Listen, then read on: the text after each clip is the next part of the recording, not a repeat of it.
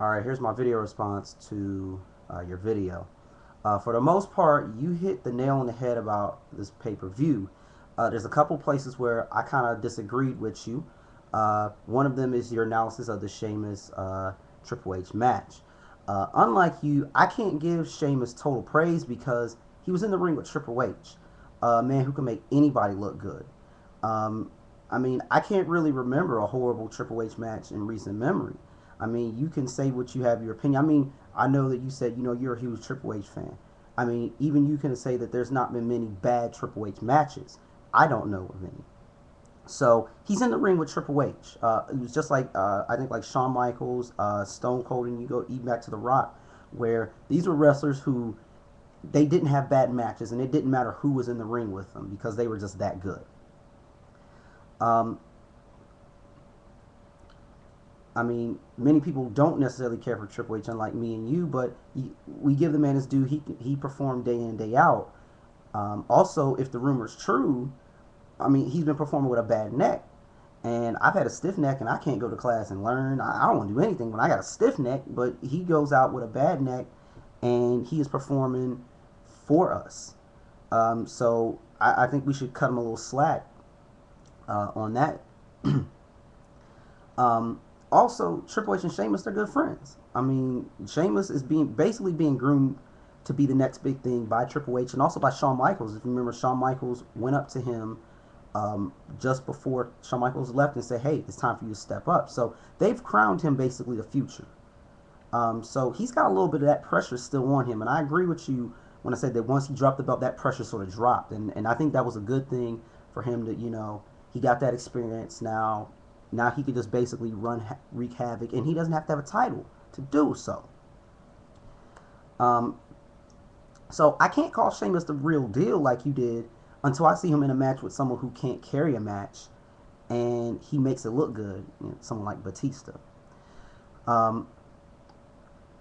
Also, when you said he's on the last leg of his career, see, okay, I thought about it, and here's the deal. We're spoiled on Triple H. We're used to seeing that badass Triple H, who was bleeding at every pay-per-view, cheated his way out of every match, that dirty Triple H, even the fan favorite one who just like busted heads, the one who wheeled in to the WCW in the tank. We're used to that Triple H. But because of the PG rating, we're seeing this watered down version of the Cerebral Assassin. Trust me, we'll be saying the same thing about Edge later on because he can't do all the rated R stuff he used to do. So I don't think we're seeing Triple H on his last leg. We're just seeing a PG version of Triple H. Now, the second part, I thought it was weird. You thought it was weird about the John Cena ending. I thought it was fitting. Because remember, John Cena's actions are simply to get a reaction out of the crowd. The chain gang, which he's not used in a while, he does it because this is what he does, whatever. He just does everything for a reaction from the crowd. I mean, but remember when, I just saw this the other day, but remember when him and Crime Time jumped JBL's limo? When he's done stuff like this in the past. This is nothing new to me from John Cena.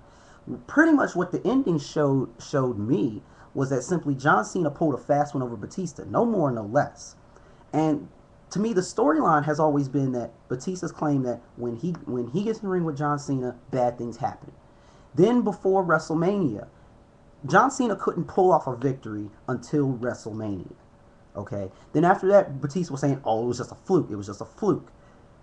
Now you have this ending where he pretty much straddled him to the post and then taped his legs together so he couldn't get out.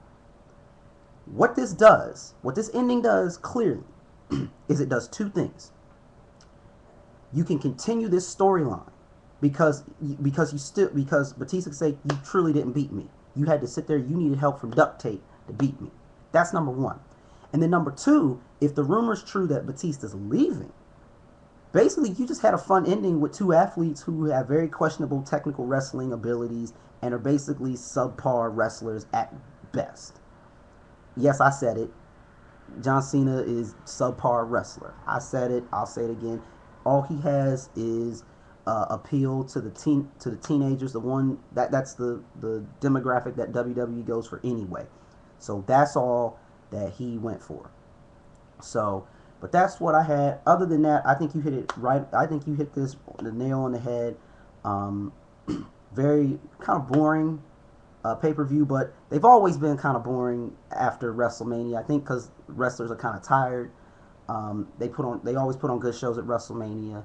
But it's always been that next pay per view has sort of been lackluster. And then I mean, you look, there was not that many people on the card to begin with.